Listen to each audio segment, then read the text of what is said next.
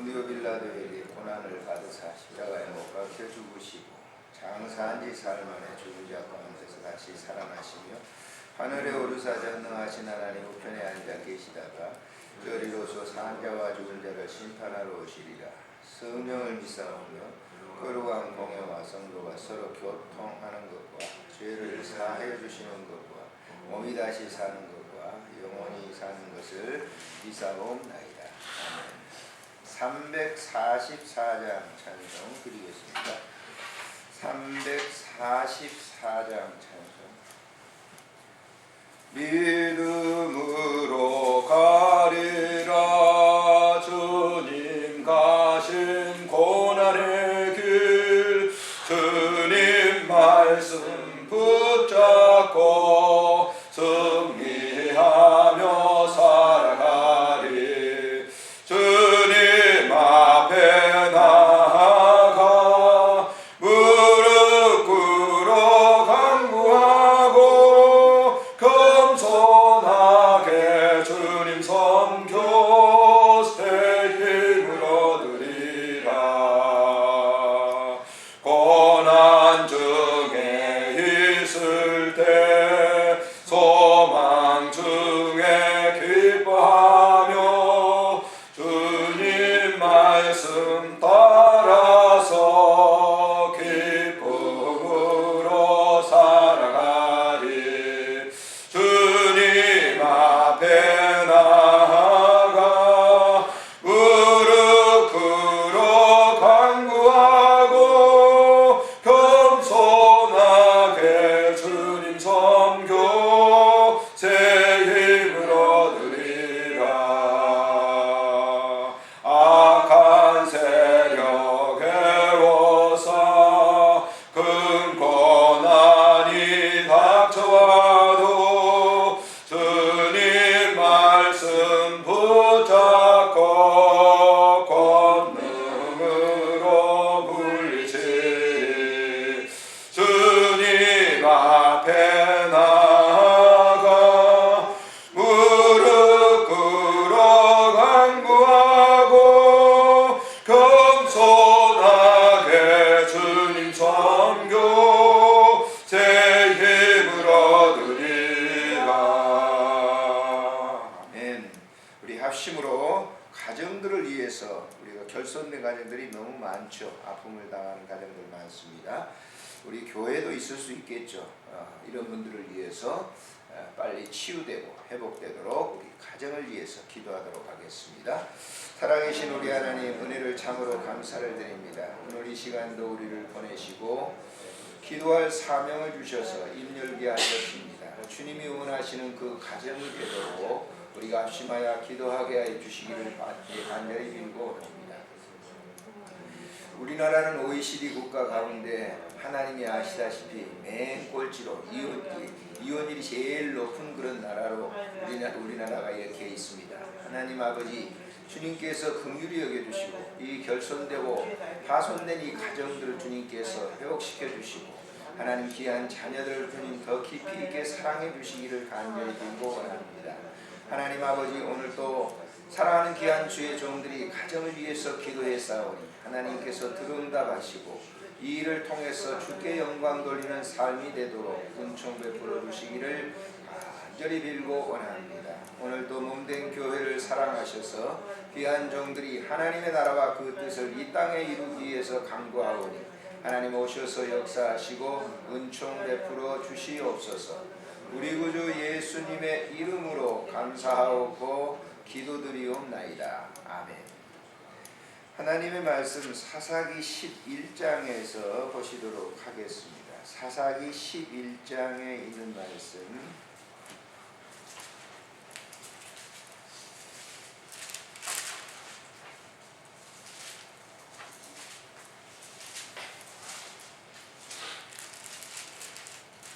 우리 찾으셨으면 31절부터 마지막 절까지 읽도록 하겠습니다. 31절 같이 읽겠습니다. 시작. 내가 암몬 자손에게 평안히 돌아올 때에 누구든지 내 집에서 나와서 나를 영접하는 그는 여호와께 돌릴 것이니 내가 그를 번제물로 드리게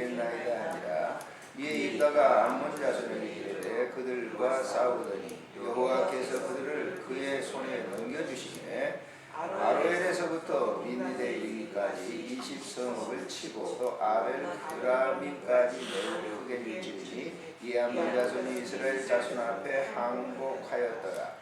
입다가 미스바에 있는 자기 집에 이를 때 보라 그의 딸이 소고를 잡고 춤추며 나와서 영접하니 이는 그의 무남동녀라. 입다가 이를 보고 자기 옷을 찢으며 이르되 어찌할꼬 내 딸이여 너는 나를 참담하게 하는 자요 너는 나를 괴롭게 하는 자 중에 하나로다. 내가 여호와를 향하여 입을 열었으니 능히 돌이키지 못하리로다 하니 딸이 그에게 이르되 나와 아버지여 아버지께서 여호와를 향하여 입을 여셨으니 아버지의 입을 선진 말씀대로 내게 행하소서.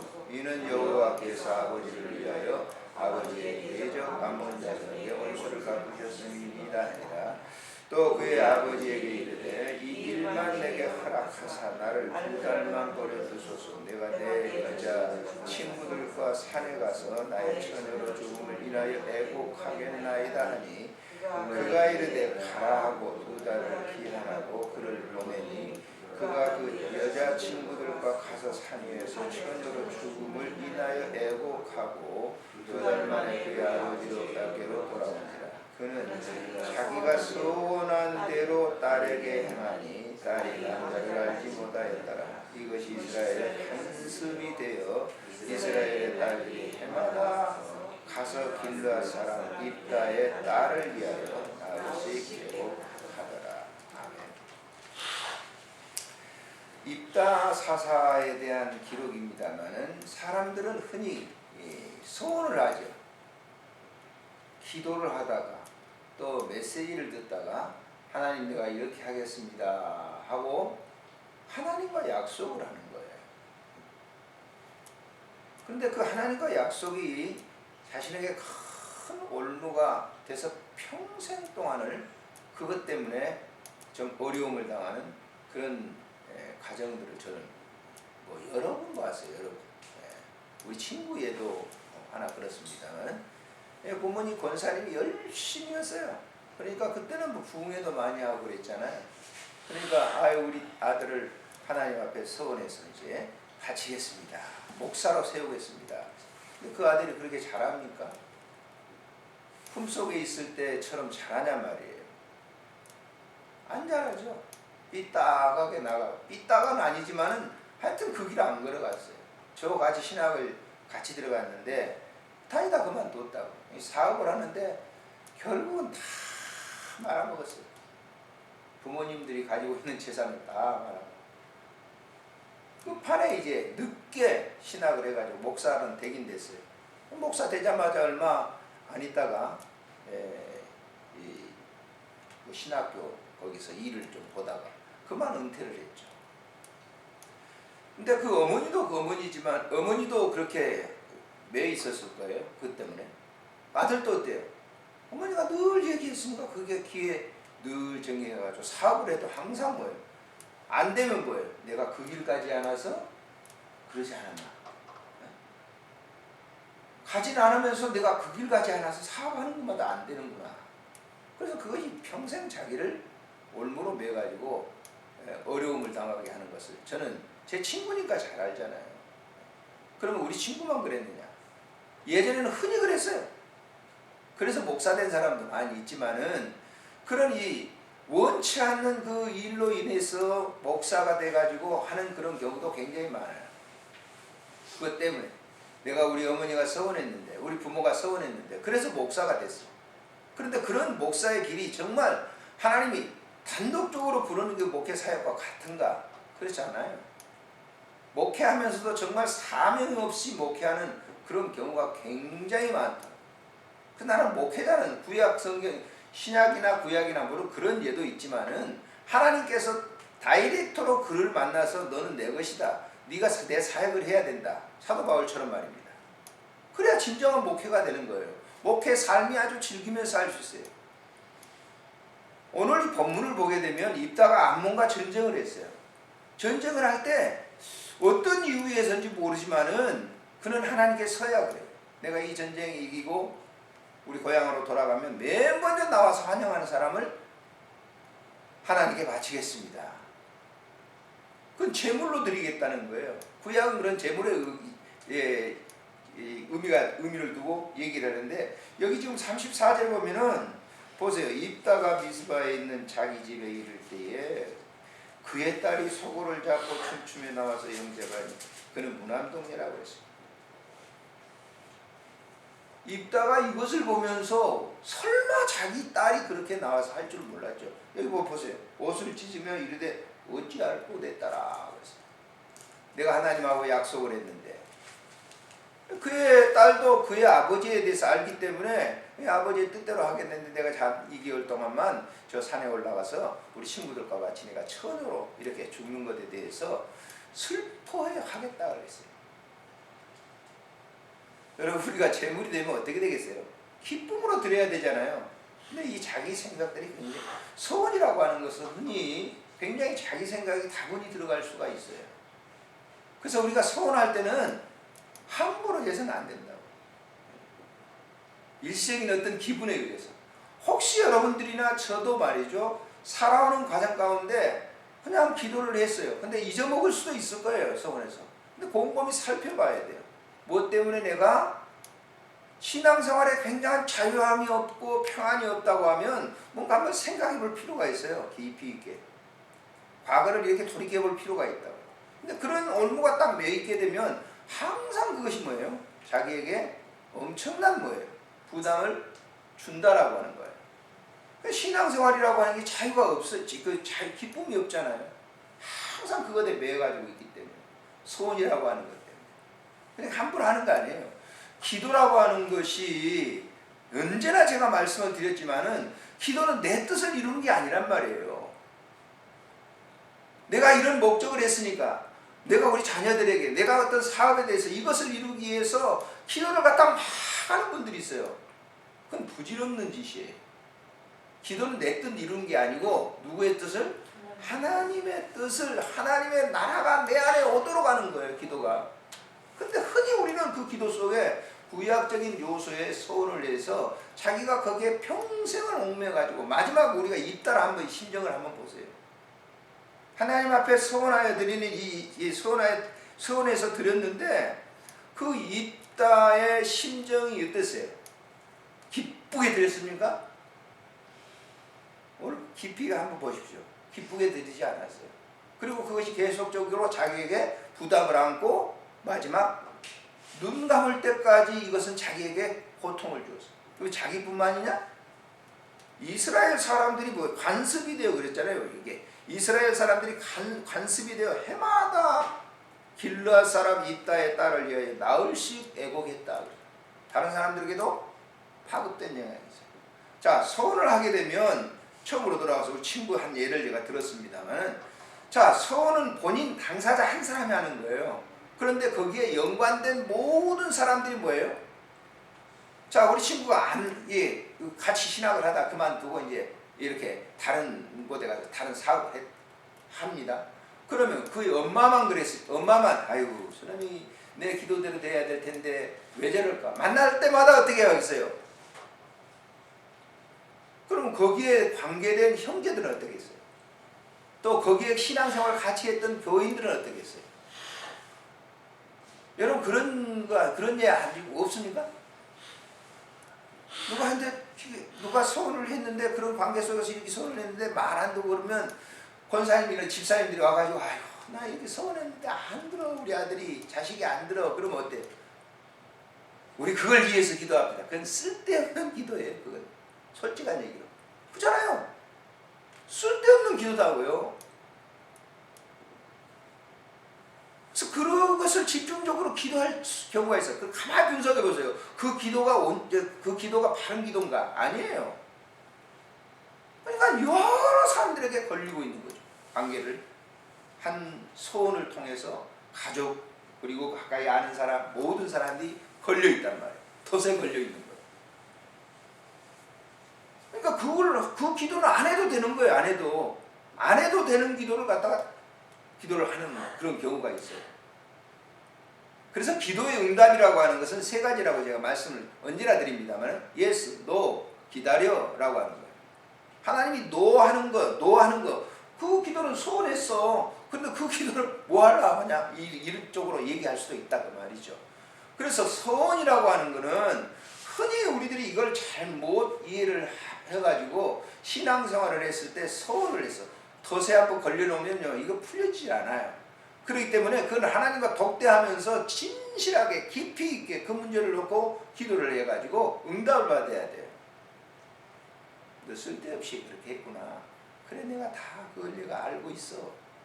그 확신이 하나님의 은혜의 자비로 알면 나를 덮을 때 자유함의 신앙생활을 할 수가 있어요.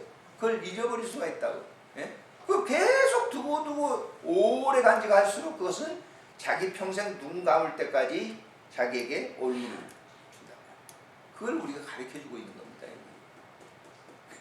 그걸 가르쳐주고 있어요. 신앙생활에 대한 신앙생활을 할 때 주님이 진리가 너희를 자유케 하리라 하는 이유가 뭐예요? 자유함이 있어야 된다고. 기도할 때도 뭐예요? 자유함이 있어요. 누려야 돼. 하나님의 뜻이 내 안에, 하나님의 나라가 내 안에 이루어질 걸 생각하면서 아주 기쁨이 돼야 된다면 기도가. 아이고, 난 평생 내가 기도하겠다고 작정을 했는데 그렇게 해서 기도해 보세요. 그건 올무입니다. 그렇게 안 하면 마치 뭐예요? 큰 죄를 범하는 것처럼 자기가 스스로 그 올무의 메인인 거예요. 그러니까 기도해도 기쁨이 있죠. 예배드려도 뭐예요? 기쁨이 있어요. 자유함이 있잖아요. 나 자유 얻었네, 너 자유 얻었네. 우리 모두 자유함을 얻었다라고 어린아이들에게 가르치는 동요 참석 그 복음성이 있잖아요. 그래서 오늘도 우리가 한번 우리 자신들을 돌이켜 한번 보세요. 혹시나 정말 하나님께 이렇게 우리가 하면서 그런 어떤 서원적인 것이 있다고 하면, 그것이 나를 지금 얽매고 있다고 하면, 항상 뭔가 나를 찜찜하게 만들고 했다고 하면, 그것을 하나님과 깊이 있게 독대하면서, 하나님, 내가 그때는 잘 몰라서 내가 그랬는데, 그때는 내가 일시적인 기분이 내 감정에 의해서 그랬는데 하나님 잘못했어요. 그리고 그걸 떠쳐버려야 자유롭게 신앙생활 할 수가 있어요. 자유롭게. 그러니까 오늘날 기독교인들 가운데 보면 자기가 그런 어떤 구덩이를 파가지고 거기에서 굉장한 어려움을 당하고 평생을 그렇게 믿음 생활하는 사람이 있어요. 특별히 우리 장로교 교인들 가운데 교리에 의해서 얽매가지고 신앙생활하는 사람이 자유함이 없어요. 우리가 갈라디아서를 여러분들이 읽어보세요. 율법이냐 은혜냐, 뭘 갈라디아에서 강조하고 있죠? 내가 십자가에 못 박혀 죽었다라고 하는 거예요. 내가 가지고 있는 율법, 내가 가지고 있는 제도, 이런 모든 것을 십자가에 다 못을 박았어요. 그래서 내 안에서 누가 산다? 주님이 산다. 그러니까 기쁘잖아요. 안 그렇습니까? 신앙생활이 즐거운 거예요. 예배당에 올 때도 즐겁게 오는 거예요. 기쁨이 있게 오는 거예요. 나설 때도 마찬가지예요. 가정에서 일할 때도 즐거움이 있는 거예요. 기쁨이 있는 거예요. 근데 신앙생활에 올무가 되면 뭔가 뭐예요? 하나님과 관계에 있어서 자기가 가지고 있는 이 감성, 자기가 가지고 있는 의지, 이런 것들을 가지고 자기가 스스로 옥문을 매가지고, 야, 이거 하나님이 나를 갖다가 이 일을 통해서 벌 주시는 거 아닌가? 그건 자기 착각 속에 있는 거예요. 하나님은 벌 주시는 분이 아니에요. 하나님은 자유를 주시는 분이에요.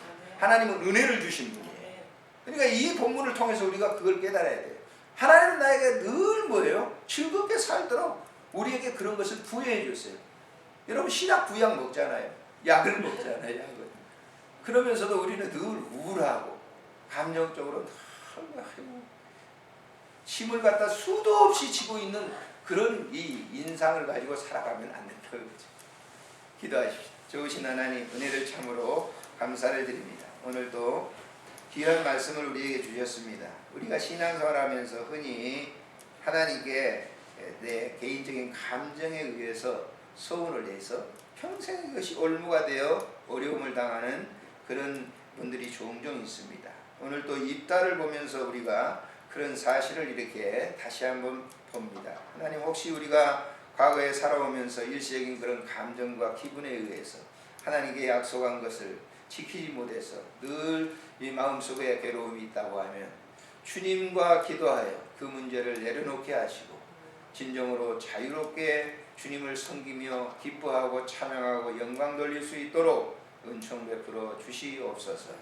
우리 구주 예수님의 이름으로 기도합니다.